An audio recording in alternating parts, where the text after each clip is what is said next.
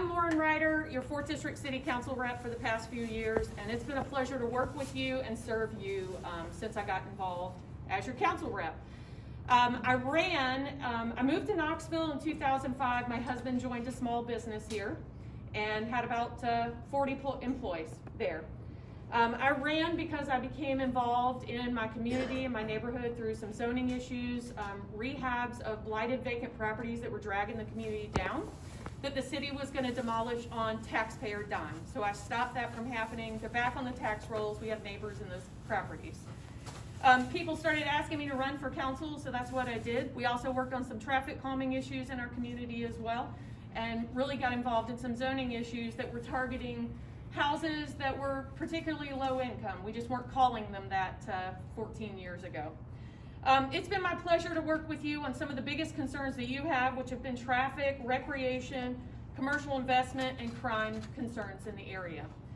Traffic, you guys have gotten a 4-way stop over here in Chilhowie for the folks that live closest to that. There's also some speed humps coming your way. One of the things you want to be able to do is be out in your yards and walk around your neighborhood with your dogs and your children and not feel unsafe because of the speeding cars that are coming by. So we all need to be respectful in that, and the city's been working with neighborhoods across the community on that. Recreation, you guys got a new playground over the Milton Roberts Rec Center. So the kids in the after-school program have a playground that's close to the door and eligible to play on and safe and ADA compliant. The renovation center is under, the recreation center is under renovation right now as well. You also have, thanks to a lot of community involvement over here, you have a dog park that's grant funded and coming to that area as well. Hoping the ribbon cutting is this fall. The East Knox Greenway is under construction. That is 80% funded by TDOT, 20% local dollars, and that is in design right now. And will connect this community closer and give you a pathway to downtown, which is something you've long asked for. The Holston Hills pool land, I'm looking forward to working with you guys to let the city know what you want to see on that property. That was a foreclosure tax property that got abandoned and taken up by the city due to the city, no one wanted it. That land has just recently been cleared. There was some drug activity there. The pools have been filled in. They were unsightly and unsafe, so that's been taken care of. So I want to work with you guys now, and let's have some meetings to talk about what you want there.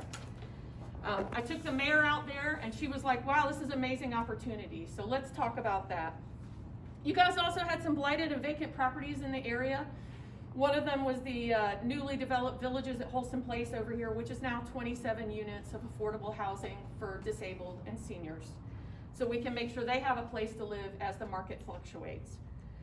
Some of the challenges that you talk about over here are the old Stovers and the Holiday Inn.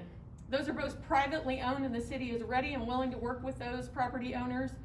The Stovers is in litigation over some federal issues, so unfortunately we can't move the needle on that. It's tied up at the federal level. Crime. KPD has increased patrols over here. We've also added Crime Stoppers because we really need tips from the community. People who've seen some of these crimes have got to start reporting tips. Through Crime Stoppers, we've been able to make 10 arrests. The city also, I want to talk about the budget for the minute. The city has maintained a strong financial standing. While I've been on council, we've paid down $54 million of debt. We've maintained and have the highest bond rating and been able to refinance because of our strong credit rating, our debt, and we have saved the taxpayer $5.4 million. The biggest part of the debt is the convention center, which was approved long, long ago, and that's being paid off earlier than planned because of the success of downtown. Thank you.